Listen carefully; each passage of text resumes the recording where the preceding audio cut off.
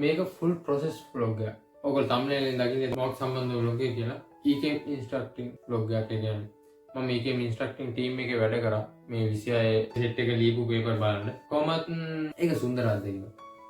ඒකෙන් හම්බුන යාළුවෝ එහෙමත් පට්ට. මේ සීසන් එක පට්ට ස්ට්‍රෙස්ෆුල් නෙමෙයි, පට්ට ආතල්. හැබැයි හෙක්ටික්. ගෙදර ඉඳන් හිටගෙන මේ පේපර් බලන්නේ තමයි ගන්න. වැඩියට හිටෙන් තමයි පේපර් බලන්නේ මොකද ඉඳගත්තාම නිින්ද යනවා.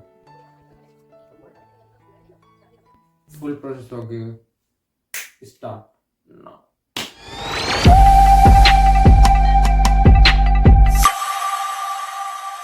කොහොමද අපි උදේ පාන්දරම සෙන්ටර් එකට යනවා. අපිට කියලා තියෙන්නේ 4ට කලින් යන්න ඕනේ. 8ට කලින් ගිහින් attendance mark කරනවා. attendance mark ආදියට ඇප් එකක් තියෙනවා අපිට වෙනම දීපු. ඒකේ selfie එකක් ගාලා එහෙම දාන්න ඕනේ. අපිට 4 යන්න තියෙන හේතුව තමයි 7:00ට පටන් ගන්නවා සෙෂන් එකක්. ඒ කියන්නේ උදේ සෙෂන් එක 7:00ට තමයි පටන් ගන්නෙ. ඒකට පැය භාගයකට කලින් අපි යන්න ඕනේ. නීතියට අනුව. කොහොමද 7:00ට කලින් යවෙනවා. ඒ වුණාට මං ගාව ෂොට් නැතුව තියෙන්නේ.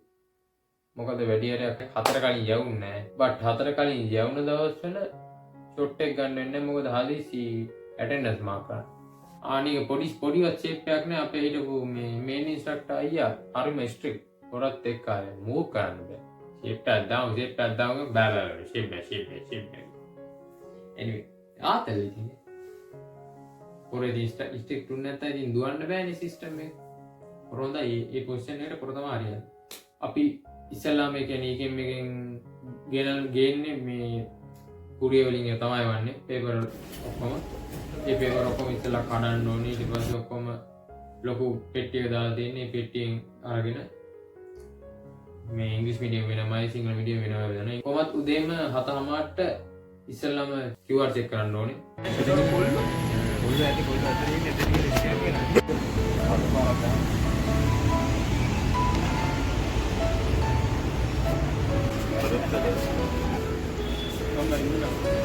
එහෙම ඇතුළෙන්දීම පේපර් බෙදනවා. සිංගල් මීඩියම් පේපර් ඇතුළෙන්දීම බෙදනවා.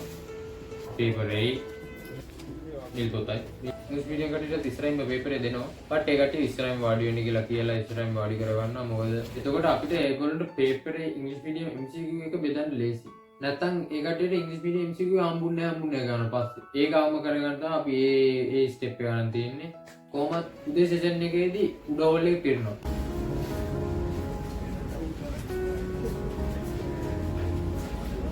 එතකොට යට හෝල් 3ක් අපිට අවైలබල් තියෙනවා.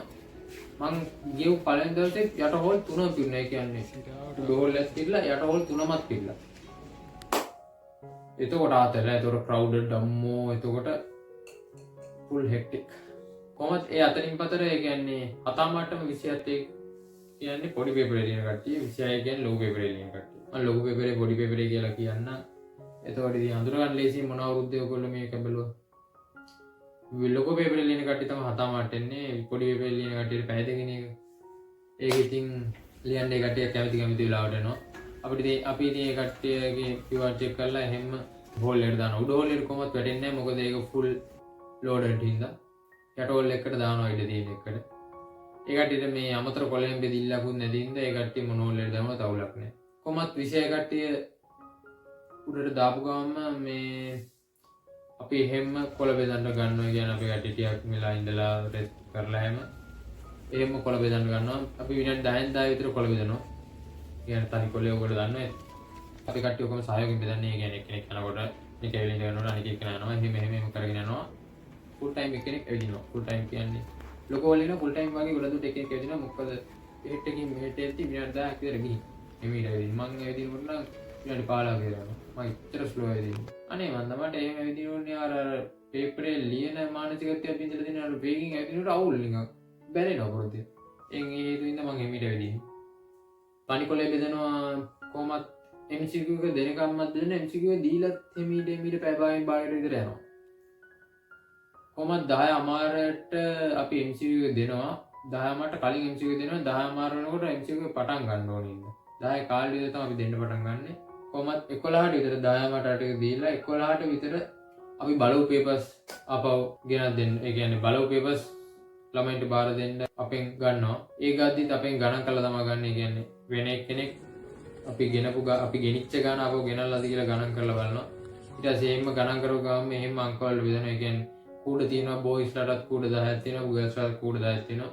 ඒ එක කූඩ 1 2 3 4 5 6 9 බිංදුව විදියට නම් කරලා තින්නේ. ඒ උවට වෙන වෙනම පේපර් ටික දාලා අපි 11:45 පාට 12ට විතර කොහමත් නූල් එහෙම කපාගෙන ළමයින්ට නූල් බෙදන්න ගන්නවා. ඒ කියන්නේ පේපරේ අමුණන්න.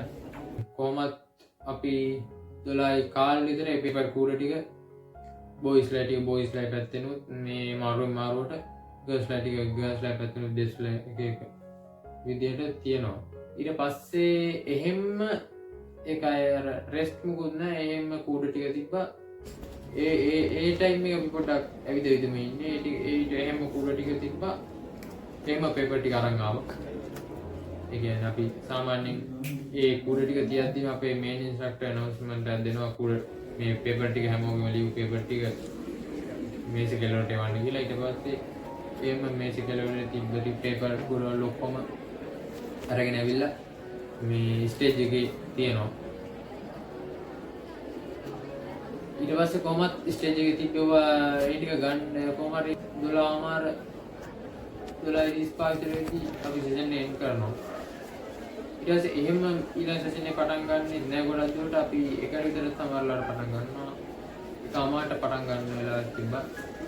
කොහොමත් මේ ළමයි යන්න බරක්. ඊට කලින් දැදිලි පේපර් එක ගන්න ඉපේ.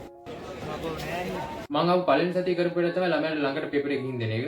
ඒක අපි අනුගමනය කරේ අර මේ සාමාන්‍ය කූඩ තියලා අරන් දෙනකොට පේපර් නැති වෙන ප්‍රවණතාවය වැඩි හින්දා ළමයි ළඟට ගිහින් දෙන්න කියලා හෙඩ් ඔෆිස් එකේ ඕඩර් එකක් දීලා තිබ්බා. අපි ඒක කරලා බැලුවා කරන්න බෑ. ෆුල් එක්සෝස්ටඩ්. ඒ කියන්නේ ඒ සෙෂන් ඉවරදී අවුට් සෙෂන් එකට ආයේ එනර්ජි නෑ අපේ උන්ට. ඒක නතර ලොකුම එක තමයි ඒකෙන් ෆුල් 100% සාර්ථක වුණා නම් අපිට දුකක් නෑ. ඒත් පේපර් නැති වෙලා. නැති වෙන්නේ කොහොමද කියලා හිතන්නත් බෑ. එක්කම අපිට පේපර් දීලා. මොකක් හරි කේස් එකක් වෙලා තියෙනවා. අපි බලව පේපර් ටිකත් මෙහෙට ඇවිල්ලා ඔක්කොම ප්‍රොසෙස් එක හරියටම ගිහින් අන්තිමේ පේපර් නෑ. මොනවාරි වෙලා මිසින් වෙනවා. අපිට ඒක අවුල්. ඊට පස්සේ ඒක මේ කරන්න බැරි හින්දා අපි නැවතත් මේ කුඩවල දාන සීන් එකට චේන්ජ් වුණා. නමුත් අපි ගත්ත අලුත් පේපර් එකකට 50ට වැඩි පේපර්ස් වෙනම තියලා. ඒ කියන්නේ අපේ ඉන්ස්ට්‍රක්ටර් කෙනෙක් ඉන්නවා. එයාට පේපර් එක තෝරලා දෙන්න. 50ට වැඩි නම් ඒ කියන්නේ සයිට් එකෙන් බලලා 50ට වැඩි නම් 50ට වැඩි සෙට් එකේ ඇවිල්ලා ඉන්ස්ට්‍රක්ටර් අංගෙම ඉන්ස්ට්‍රක්ටර් පේපර් වල දෙනවා. කොහොමද විභාගය ළඟ වෙන අර 50ට වැඩි කියන ලිමිට් එක අපි අප් කරා. ඒ කියන්නේ 50ට වැඩි 55ට වැඩි 60ට වැඩි 65ට වැඩි එහෙම. ඒ කියන්නේ ළමයි එන්න දවසින් දවස ඉම්ප්‍රූව් වෙනවනේ. ඒක 50ට වැඩි කියන කොට එන්න අප් වෙන හින්දා අපි අරක මැනේජ් කරගත හැකි මට්ටමට පත් කර ගැනීම සඳහා එහෙම අපේ ලිමිට් එක ඔෆ් කරනවා. කොහොමත් ළමයි ටික ඇද්දි එක විතර එනවා. ඒ යන සීන් එක පට්ට ක්‍රවුඩඩ් ටයිම් එක. ඒ යන ටයිම් එක කියන්නේ.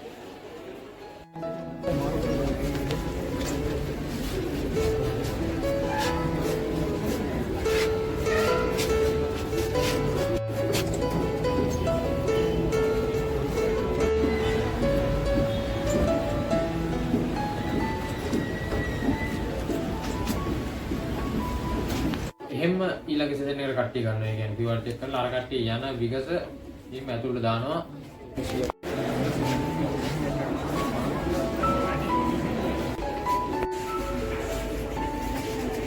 ඒ කට්ටියනේ ඇතුළේදී පේපරේ දෙන්නේ. ඇතුළු වුණාට පස්සේ තමයි පේපරේ දෙන්නේ.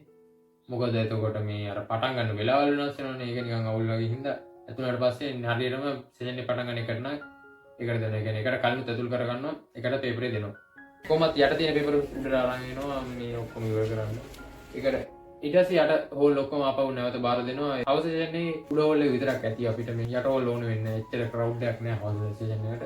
හවුස් සෙෂන් එකේ 27 පොඩි පේපර් ලියන කට්ටියත් උඩට තමයි දාන්නේ. ඒ කට්ටියත් එහෙම චෙක් කරලා ඇතුළට දානවා. ටූ පේපර් ලියන කට්ටියයි පොඩි පේපර් ලියන කට්ටිය ඔක්කොම කොලමේ දානවා. ඊට පස්සේ කොළ බෙදෙන එකත් එහෙම දුවනවා. අර ඔක්කොම උදේ තිබ්බ ප්‍රොසෙස් එකම හවසත් දුවනවා. කොහොමත් ළමයි ඔක්කොම ගිහින් ළමයි අතුරු කරන්න පටන් ගන්නකොටම අපේ කෙල්ලෝ සෙට් එක ගිහින් කෑම කනවා. ඊට පස්සේ කෙල්ලෝ සෙට් එක ආවට පස්සේ කොල්ලෝ සෙට් එක ගිහින් කෑම කනවා. මොකද ඒ ටයිම් එකේ ඉච්චර බිසි නෑ. ඒ ටයිම් එකේ අර පේපරේ මුල් හරිය ලියන එක කියන්නේ ස්ට්‍රක්චර්ඩ් පාර්ට් එක ලියන හරිය නේද? ඒක කොළ ඕන වෙන්නේ නැහැ. ඒ ටික ඒකින්ද ඉච්චර කාර්බල් නැති හින්දා කට්ටිය කන ටයිම් එක. කොහොමත් කෙල්ලෝ ගොල්ලෝ එකට කාලා නෑ අපි. ඊට පස්සේ කොහොමත් ඔක්කොම ආයෙකට මේ සීන් එක දුවනවා. එතකොට නම් හවුස් එක සමහරලාට නිින්ද යනවා. නිින්ද ගත්තොත් නිින්ද යනවා. ඒ කියන්නේ දවසේ අර අන්තිම ටිකනේ දුවන්නේ. එතකොට කොහොමත් ඒ ටික මේ 27 කට්ටියත් එහෙම දානවා ඒක දුවනවා ඉන්නේ ඊට පස්සේ 27 එහෙම වෙබ් පැදේ ලියලා යනවා ඒක නෝමල් කොහොමත් එකට පටන් ගත්තා නම් අපි 6ට සෙෂන් එක කරනවා 6 කාලෙ විතරදී අපි නිකන් පොඩ්ඩක් ෆ්ලෙක්සිබල් වෙන්නේ අපි ඒ ඉඳ අපි 6 කාලෙ විතර සෙෂන් එක කරනවා කැමති වෙලාවට ගියකි හවස් සෙෂන් එක නම් මොකද සමහර කට්ටිය රාලි කාර්යදර අනම්මනම් කියන හින්දා අපි අතරමැදින් යන අවස්ථාව දෙනවා අයමාට පුර වෙනකන් අපි අවස්ථාව කියන අපි කොහොමද 7ට විතර තමයි ගෙදර යන්නේ ඊට පස්සේ 6 කාලේ 6 විතරදී පේපර් ඔක්කොම එකතු කරගෙන ඒවා ඔක්කොම 10 ගොඩවල් වශයෙන් 100 ගොඩවල් වලට වෙන් කරනවා උදේ පේපර් ටිකයි හවස පේපර් ටික ඔක්කොම එකතු කරලා ඊට අමතරව පොඩි පේපර් මේ ගොඩවල් වලට වෙන් කරනවා කොහොමත් මට සාමාන්‍යයෙන් හම්බෙලා තියෙන අවම ගාන ගැන කියන්න ඕනේ ඒ අවම ගාන වෙන කාටවත් හම්බෙන්නේ නැහැ මට තමයි හම්බෙලා තියෙන්නේ ගැන අපි කතා කරමු උපරිම ගාන 120ක් බලලා තියෙනවා අපේ 180ක්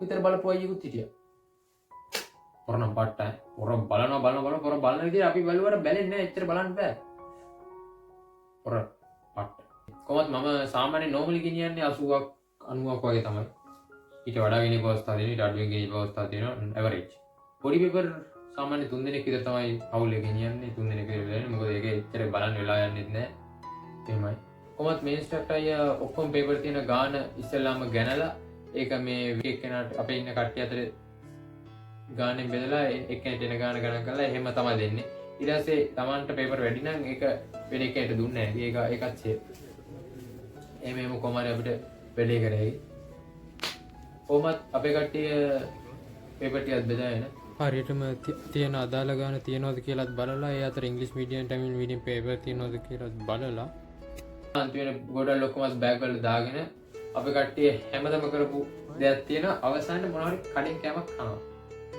ඒක ගොඩක් දුරට රයිස් එකක් පොත්තේ තමයි ඒක පට ඒතකොට ඉතින් කාලා අපි ඔක්කොම සල්ලි දාලා ගේන්නේ කාලා ඉතින් බඩවල් පුරවගෙන තමයි යන්නේ පට්ට ඉතින් මේ මතක ඔයගොල්ලන්ට ඉන්ස්ට්‍රක්ටින් යන්න හම්බුනොත් ඔයගොල්ලෝ මේ මෙමරිස් හම්බේ ඔයගොල්ලෝ ජීවිතේ යමක් ගන්න පුළුවන් ඒ කියන්නේ ඒ වැඩේ මට ජීවිතේට ගන්න බැරි වුණා ජීවිතේට ගන්න පුළුවන් වුණ එකම හේතුව වෙලාවට වැඩ කිරීම ඒක මට කරගන්න බැරුණා මට පට්ට දුකයි මම තාමත් try කරන්නේ ඒක හදාගන්න bye